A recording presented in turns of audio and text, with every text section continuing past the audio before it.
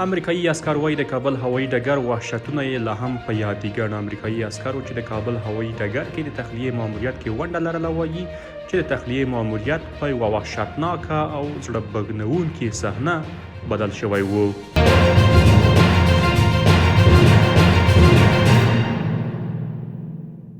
اتلانتیک نشریه وایي سره له دې چې امریکایي جنرالان په افغانستان کې د خپل ماموریت په اړه ډول ډول معلومات ورکول او تل یې ځان بریالی او پیاوړی باله، خو پایله وښوده چې دغه جنرالان دروغ ویل او دوی د باور وړ نه دي.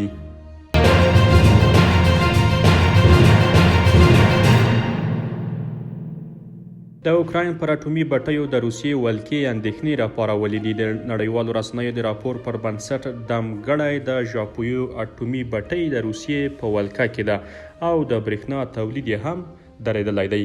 د اوکراین حکومت وایي چې دمګړی له 6 راکټورونو یوازې یو یې برېښنا تولیدوي.